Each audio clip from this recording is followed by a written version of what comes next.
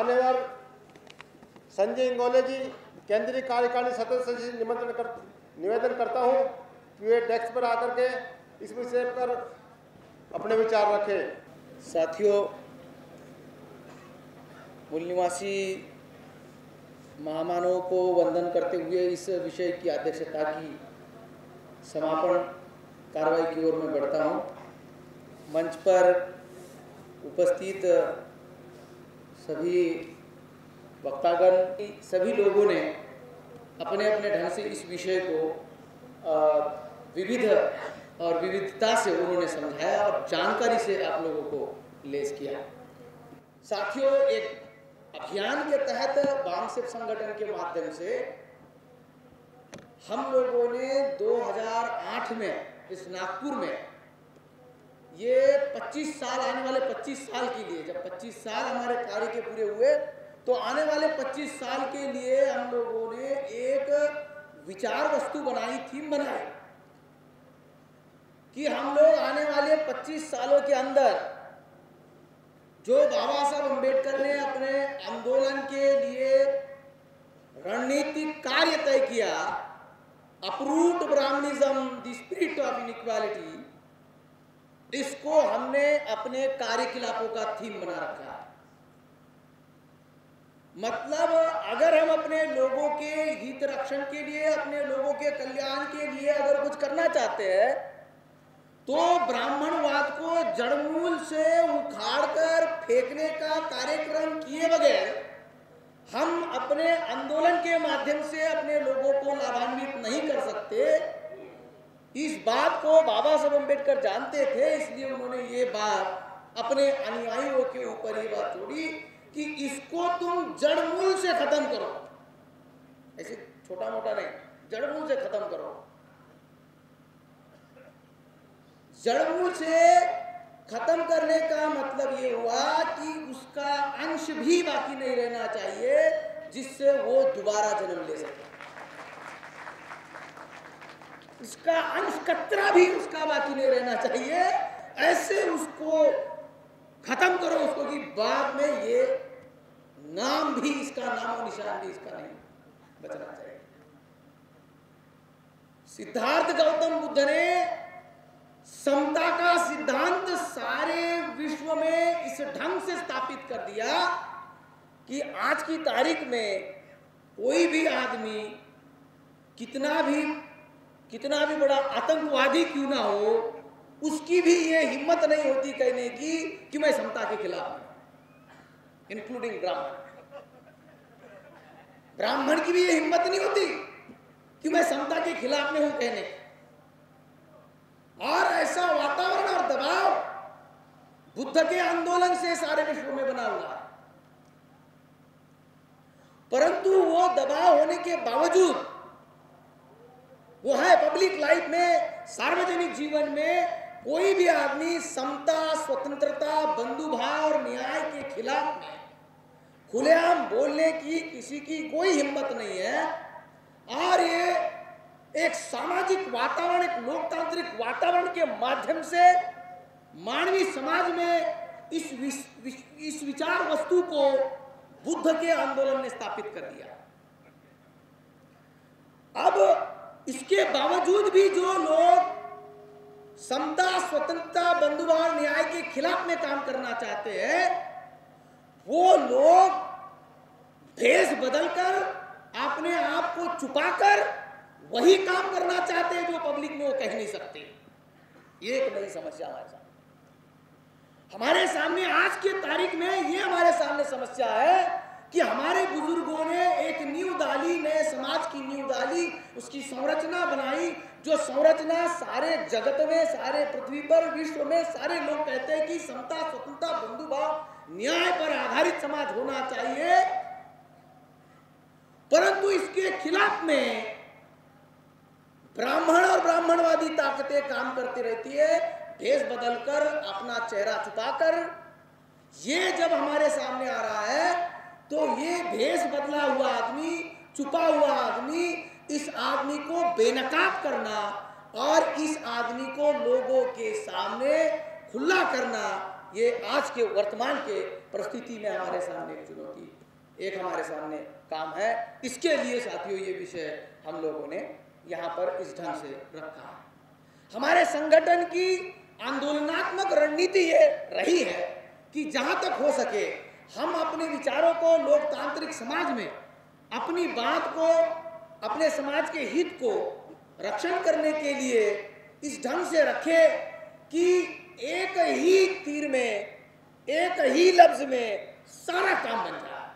कोशिश ऐसी हम करते रहते हैं। अब कभी कभी कुछ चीजें इतनी ज्यादा जटिल होती है कि उसके लिए थोड़े ज्यादा शब्दों को लगाने की आवश्यकता पड़ती है, परंतु कुछ चीजें जो हमारे टारगेट पे, हमारे निशाने पे बहुत ज्यादा खतरनाक है और बहुत ज्यादा परेशानी पैदा करने वाली है, तो हम भी उसके बारे में बहुत ज्यादा सतर्क और बहुत ज्यादा सक्रिय हो जाते हैं। इसलिए इस प्रकार के लफ्ज केंद्रीय कार्यकारिणी को मिलते हैं कि इसको उठाओ, कि हिम्मत, चुप चुप के भी, बेस पहन के भी लोगों के खिलाफ में गैर बराबरी का व्यवहार करना, लोगों के ऊपर अन्याय करना, लोगों के स्वतंत्रता को छीनना, ये जो करने की कोशिश ब्राह्मणवादी लोग करते हैं, ब्राह्मणवादी ताकतें कर रहे हैं, उनकी वो भी हिम्मत खत्म होनी चाहिए।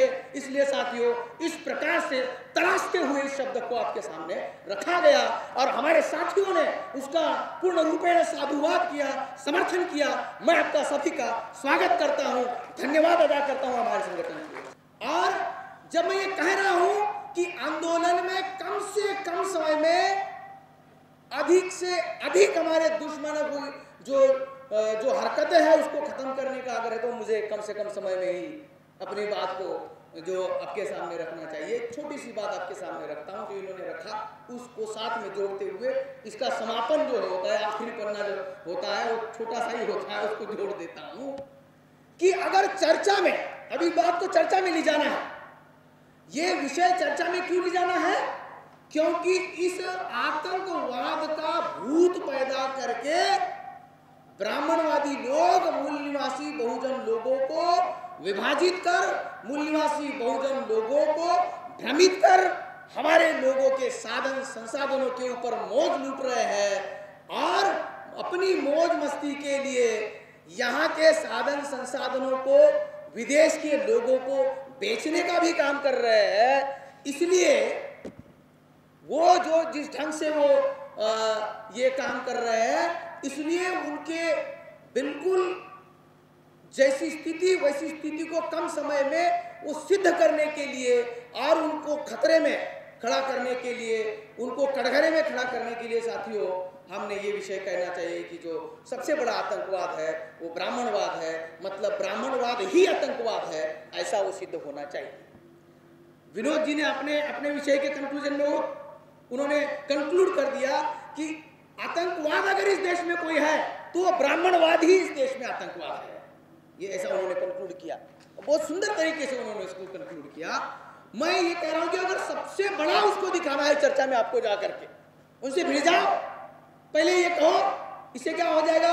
विवाद खड़ा हो जाएगा। ये आंदोलन जो है ये चेताने का काम है। ये विवाद खड़ा करके उस सामने वाले आदमी का जो हौसला उसका बना हुआ है कि मैं गलत कर रहा हूं, किसी को पता नहीं चल रहा है, उसको गिराने के लिए पहले तो जाके ये हमला करो। सबसे बड़ा आतंकवाद ब्राह्मणवाद, ब्राह्मणवाद आतंकवाद। फिर वो बोला सबसे बड़ा कैसे है? मतलब वो मान लेगा आधा कि हम है। ये हमारे देखो टेक्निक कैसे होती है, वो पकड़ा जाता है। रिसर्च मेथोडोलॉजी में हम ये बताते रहते हैं कि किसी आदमी को ये सवाल पूछो, यस और नो, क्लोज एंडेड क्वेश्चन में, क्वेश्चनर में, कि क्या आपने अपनी बीवी को मारना बंद कर दिया, यस और नो। अब वो कैची ऐसी है, अगर वो कहेगा हाजी मारना बंद कर दिया, इसका मतलब पहले मारता था। अगर वो ये कहता है नहीं मारना बंद किया, तो इसका मतलब मार रहा है। तो ये ऐसी कैची है। सबसे बड़ा आतंकवाद ब्राह्मणवाद। वो बोलेगा सबसे बड़ा कैसा, इसका मतलब है, पहला तो ये प्रूव होगा कि है, ब्राह्मणवाद आतंकवाद है। वो होगा यहां तक आया। सबसे बड़ा कैसे है भाई? आतंकवादी गतिविधियों को नापने के कुछ पैमाने होते, जो विनोद ने भी कहा कि जो आतंकवाद होता है उसका स्वरूप छोटा होता है, कम लोगों के ऊपर वो हमला कर दिया जाता है। किसी ने आप में से किसी ने उस परिभाषा को कहा, तो कम लोगों के ऊपर करने का, प्रचार ज्यादा करने का और भय पैदा करने का, ये है उसकी टेक्निक। ब्राह्मणवाद का कैसे है? ज्यादा लोगों के ऊपर करने का, इतना सा बताने का। बताओ कैसे? इसलिए ब्राह्मणवाद ज्यादा बड़ा आतंकवाद है, ज्यादा लोगों के ऊपर करने का, इतना सा बताने का। इसलिए ब्राह्मणवादी आतंकवाद, जो सामान्य आतंकवाद लोग समझते हैं, उससे बहुत बड़ा। बताने के लिए ताकत मेरी कम पड़ गई, वैसे भी भूख लग गई आप लोगों को। ये बहुत बड़ा है। क्यों? क्योंकि आतंकवाद जो होता है वो भौतिक चीज से लोगों को दिखता है। आतंकवाद के दो स्वरूप है, एक भौतिक है, एक मानसिक है, सामाजिक मानसिक है। जो भौतिक होता है आंखों से दिखता है और उसकी व्याप्ति, उसकी ज्योग्राफिकल, भौगोलिक उसकी व्याप्ति निश्चित होती है। बताया जाता है कि बम गिरा उधर इलाहाबाद में, बम गिरा इलाहाबाद के किसी कोने में गिरा तो बोलेंगे वो अमुक जगह पर गिरा, गंगा घाट में गिरा, अलग, तो उसका भौगोलिक एरिया होता है। जो भौतिक आतंकवाद होता है, एक कितने लोगों के ऊपर उसका प्रभाव हुआ, कितना उसका भौतिक इलाका था, कितना उससे नुकसान हुआ, मतलब कितने लोग मरे, कितना आर्थिक नुकसान हुआ, ये इससे उस आतंकवाद की, उसका स्वरूप और उसकी व्याप्ति और उसकी साइज को नापा जाता है। ब्राह्मणवाद का कैसे है? ये दिमाग में होता है। दिमाग कितना बड़ा होता है? जितना ये विश्व है और विश्व के बाहर भी है। दिमाग कितना बड़ा है?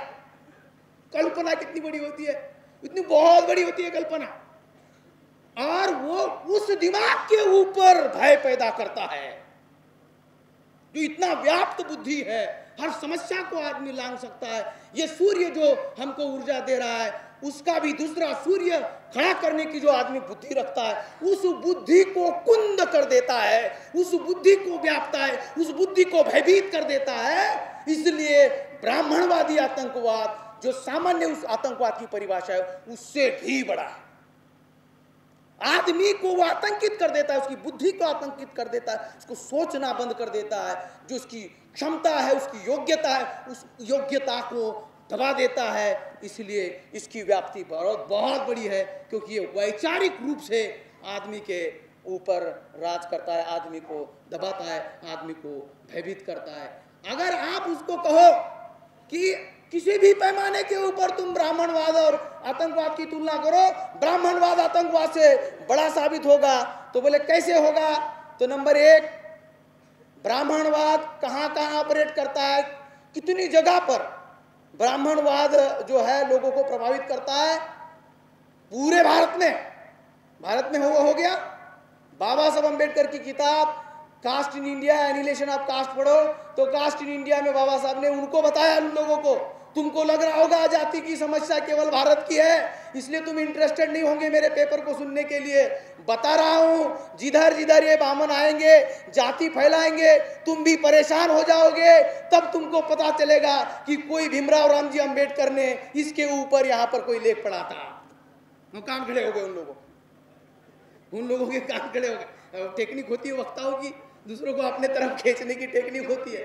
बाबा साहब ने उनको समझा दिया कि बेटा तुम्हारे घर जब आएगी समस्या जाति की, ये बामन वहां रुकने वाला नहीं, वहां पर भी आएगा। तो कितनी बड़ी व्याप्ति है ब्राह्मणवाद की व्याप्ति, चाहे वो जातिवाद हो, चाहे वो प्रांतवाद हो, चाहे भाषावाद हो, चाहे लिंग भेद हो, चाहे रंग भेद हो, ये इतनी बड़ी उसकी व्याप्ति है। और भौतिक जो आतंकवाद होता है, चाहे बम होता है, कितनी साइज होती है बम की? इतनी ज्यादा, मिसाइल भर से ज्यादा। और क्या होगी जो आंखों से दिखे, इतनी साइज होती है बम की। गोली कितनी होती है एक बार? 20, 30, 25, 50, इससे ज्यादा क्या बंदूक के अंदर गोली होगी?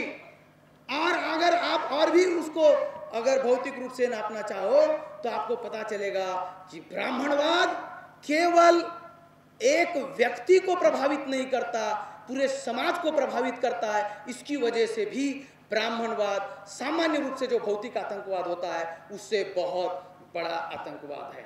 मैं आखिरी बात आपको बता के, ये मैंने एक फ्रेमवर्क आपके सामने ये बताने की कोशिश की कि अगर आप उन लोगों से बहस करोगे तो उनके सामने कैसे कैसे आप प्रश्न करोगे। ब्राह्मण को पकड़ो, ब्राह्मणवादी लोगों को पकड़ो, उनको कहो कि ब्राह्मणवाद सबसे बड़ा आतंकवाद होता है, चर्चा शुरू करो अपने से। वो बोले सबसे बड़ा कैसे होता है, तो उसको ये फिर ये चीजें बताओ, कितने लोग प्रभावित होते हैं, कितने इससे नुकसान होता है, कितना इसका भौगोलिक क्षेत्र होता है, कितनी व्यवस्था को ये खराब करता है, ये चीजें उसके सामने खड़ा करो तो फिर वो आदमी आपकी बात के तरफ बोलेगा यार बात तो सही है, ये उससे ये चीज जो है बड़ी है, और ये बड़ी के चक्कर में, ये बड़ी है या छोटी के चक्कर में वो इस बात को मान लेगा कि ब्राह्मणवाद यही आतंकवाद है और कोई आतंकवाद नहीं, चाहे वो भारत में चले चाहे दुनिया में चले। दुनिया वालों को भी समझाना होगा कि तुम्हारे तरफ भी जो आदमी जो परेशान है, तुम्हारे तरफ भी आदमी जो वहां लोगों को मार रहा है, ये इन्हीं से प्रेरित है, ये इन्हीं की विचारधारा है। दूसरों के ऊपर वर्चस्व स्थापित करने के लिए, दूसरों को भयभीत करना, ये ब्राह्मणवादी विचारधारा का ही फलित है। ये दुनिया के लोगों को भी जहां जहां हम सेमिनार में जाए, जहां जहां हम लिखे, दुनिया के दूसरों लोगों को भी समझाना चाहिए कि तुम्हारे घर में जो प्रॉब्लम है, ये भारत में रहने वाले जो ब्राह्मण है, इनके दिमाग की उपज है, इनके हित का जो मामला है इधर फैल रहा है, तुम भी इनके ऊपर हमला बोलो। उनको भी अपने साथ में हमको जोड़ना चाहिए। ये साथियों टेक्निक अगर हम काम करते हैं तो इसका मुकाबला करने के लिए जो वातावरण हम बनाना चाहते हैं ब्राह्मणवाद के खिलाफ में, जो हम दो हाथ इसके साथ करना चाहते हैं, वो हम लोगों को इस अधिवेशन के बाद छोटी चीज़ों से बड़ी चीज़ अगर किसी के साथ चर्चा में लाने के लिए अगर मुश्किल जा रहा है तो यही चीज़ आप चला दो। ये जो है रामबान, वो पढ़ने लिए रामबान बोलते हैं, ये मूल निवासी बान, रामबान तो काल्पनिक है यार, मूल निवासी जिंदा आदमी, ये मूल निवासी बान उसके ऊपर चला। तो ये जो बात हमारे सामने डफेदार साहब ने कही कि भाई इसका मुकाबला कैसा करेंगे, जवाब भी उन्होंने हालांकि दिया, मैं उसी को रीइटरेट कर रहा हूँ, उसको रीइंफोर्स कर रहा हूँ, इंडोर्स कर रहा हूँ कि वो मूल निवासी का तीर उसके ऊपर, उस आदमी के ऊपर हम लोगों को चलाना चाहिए, घेरना चाहिए उसको और उसको परेशान करना चाहिए। ये आंदोलन का काम जो यहाँ पर हम बैठ करके सोच रहे हैं, ये जंगे मैदान में सक्रिय होना चाहिए, जहाँ कोई मिले वहाँ पर ये चर्चा लोगों को दिखनी चाहिए। और जो पवार साहब बता रहे थे कि अब मैं कहीं चर्चा चलाता हूँ, 2-4 लोग मेरे भी समर्थन के मिलते हैं, मैं शुक्रगुजार हूँ बामसेब के पहली पीढ़ी के लोगों के कि उन्होंने ये वातावरण इस देश के अंदर पैदा किया। साथियों, मैंने एक बार, मैं आखिरी कहानी बता के खत्म कर रहा हूँ कि जब मैं जवाहरलाल नेहरू यूनिवर्सिटी में एमफिल पढ़ने के लिए गया तो हमको एक ब्राह्मण व्यक्ति हमको रिसर्च मेथोडोलॉजी पढ़ाते थे और उनके विषय में हम लोग पेपर प्रेजेंट कर रहे थे। तो उन्होंने एक लड़के को पेपर प्रेजेंट करने के लिए कहा कि तुलनात्मक पेपर तैयार कराया, गांधी और कार्ल मार्क्स, ऐसा एक पेपर तैयार किया। और मैंने लेट एडमिशन किया था, हमारे संगठन के अंदर जो कुछ समस्याएं कुछ थी उसकी वजह से मैं एक साल अपना एडमिशन होने के बाद भी एक साल मैंने 0 सेमेस्टर लेकर के मैं बाद में गया था। तो मैं अपने जूनियर बच्चों के साथ उस सेमेस्टर में बैठा और उसने वो पेपर प्रेजेंट कराया, मार्क्स और गांधी की तुलना करने वाला। वो तुलना करते करते गांधी जी कैसे अहिंसक थे, अहिंसा के समर्थक थे, और फिर उसकी तुलना करते करते बीच में बाबा साहब अम्बेडकर को भी उन्होंने लाया और वो बाबा साहब अम्बेडकर से ज़्यादा बेहतर कैसे थे, बाबा साहब अम्बेडकर भी थे, उससे ज़्यादा बेहतर गांधी कैसे थे, ये कहने की उसने कोशिश की। तब तक मैं जनरली ऐसे वो जो चीज़ें काम की नहीं है उसमें ज़्यादा ध्यान नहीं देता। जब वो बाबा साहब के बारे में कुछ कहने लगा तो मैं otherwise I was in slip of my mind classroom में। जैसे उसने बाबा साहब और गांधी के बारे में मैं जग गया और उसने जैसे ही कहा कि गांधी जी जो है वो अहिंसावादी थे, मेरे कान खड़े हो गए और मैं उठा, मैंने कहा अरे कुछ गड़बड़ हो रहा है, मैं जहाँ पर बैठा हूँ यहाँ पर वातावरण कुछ गड़बड़ हो रहा है। तो मैंने उनको ये कहा कि जिस गांधी ने मरने की धमकी देके हमारे समाज के हजारों लोगों को मार दिया, वो अहिंसक कैसे हो सकता है? खड़ा हो गया मैं, उठ कर हम बात बैठे भी और उसका सारा सेमिनार डिस्टर्ब हो गया, ये क्या हो गया? अब मैंने हंगामा खड़ा करना था वहां पर, हंगामा कि जो गांधी के एक अनशन से मेरे समाज के लाखों लाखों लोग भूखे मर रहे हैं, बीमारी से मर रहे हैं, रात दिन उनकी हत्याएं हो रही है, रात दिन हमारे लोग जो है परेशान हैं, वो गांधी के एक अनशन से, जिसने अपने मरने की धमकी देके, जो मरने की धमकी देता है, अपने आप को मारने की बात करता है, वो क्या हिंसा नहीं है? वो ऐसा कह के मैंने वो वातावरण वहां पर उनका बिगाड़ दिया कि वो गांधी हिंसक आदमी था। अरे अपने पेट पालने के लिए हिंसा करे तो उसको मानव कहते हैं, जो अपने आप को मारने की बात करे, दूसरे को मारने के लिए जो अपने आप को मारने की बात करे, वो पशु है। मानव जीवन का लक्ष्य क्या है? जीने की जो बात करे वो मानव है, और जो मारने की बात करे वो पशु है। यह आदमी नहीं है, दूसरों को डराता है, आतंकित करता है, भयभीत करता है। ये सारे कैरेक्टरिस्टिक्स उन्होंने निकाल करके बता दिए। तो वो जब मैंने उधर ऐसा कहा, उन लोगों का वो जो कंपैरिजन चल रहा था वो रह गया साइड में। फिर मैंने कहना शुरू कर दिया गांधी कितना आतंकवादी था, सेमिनार रह गया साइड में। वो प्रोफेसर उठ करके क्लास के बाहर गया, बाकी स्टूडेंट मेरी बात सुनते रहे, उसके बाद हम लोग थक गए, वो सेमिनार ही कैंसिल हो गया। तो क्या करना है? दुश्मन आपको अपने विचारों के अंदर अगर एंगेज करना चाहता है, आप उसको अपने विचारों में एंगेज करो और उसकी मान्यता, उसकी धारणा, उसकी परिकल्पना, उसका विचार वो दबा दो। ये ब्राह्मणवाद इसलिए शॉर्ट में बनाया, दबाओ उसको। ये साथियों हमारे आंदोलन की पहचान होगी, यही इसका मकसद है। इस विषय को चर्चा में रखने के लिए यही इसका मकसद है कि ब्राह्मणवाद को अगर हम अभी उसका मुकाबला करना चाहते, उसको खत्म करना चाहते, भिड़ जाओ, उसको फील्ड में भिड़ जाओ। उस दिन पत्रकार परिषद हमने इसके लिए की, तो एक पत्रकार ने हमको कहा कि इतने खुलेआम आप ब्राह्मणवाद के खिलाफ में ये सब बोलते हो, तो वो लोग आपके खिलाफ में कुछ नहीं करते क्या? ये पूछा। हमारे अध्यक्ष जी मेरे साथ में थे, दयाराम जी, और मैं बैठा हुआ था। अब अध्यक्ष जी जो है, क्योंकि संगठन के हमारे अध्यक्ष है, तो उनकी बोली और उनका लहजा उन्होंने बराबर अपना डेकोरम में रखा। अब मुझे बगल में रखा। जब वो आदमी ये कहने लगा तो फिर इन्होंने हमको कहा कि तुम बताओ इसका जवाब। तो हमने उसको ये कहा, जो चोर है, जो हत्यारा है, जो चोर है, जो हत्यारा है, वो सामने कैसे आएगा? तो वो सामने क्यों नहीं? हम चाहते हैं वो सामने आए, इसलिए हम खुलेआम उसका नाम लेके उसको पुकार रहे, तू आजा, आजा भाई ब्राह्मण आजा। लोग तो नाम लेने के लिए डरते हैं, हम उसको पुकार रहे। अब वो हमको क्या कर रहा है? हमारे भाई को हमारे सामने लाके खड़ा कर रहा है। तो हमने कहा कि तुम पत्रकार लोग हो, तुम इस बात को जानो कि वो हमारे आदमी को हमारे खिलाफ में खड़ा कर रहा है, हम उसको पुकार रहे, पहुंचाओ उसके पास आवाज। अगर ताकत है, हुनर है, तो डेमोक्रेटिक सेटअप में आओ, 1585 का मुकाबला करो, मूल निवासी बहुजन का मुकाबला करो, ब्राह्मण आओ, विदेशी आर्य ब्राह्मण आओ, तो पुकारो, जय भीम, जय भारत, जय मूल निवास। आप किताब में बहुत सारी चीजें लिखते हो, डिटेल में लिखते हो, उसका सारा अंश ही तो लिखते हो ना प्रस्तावना में। तो ये चीज तो यहाँ क्लियर है।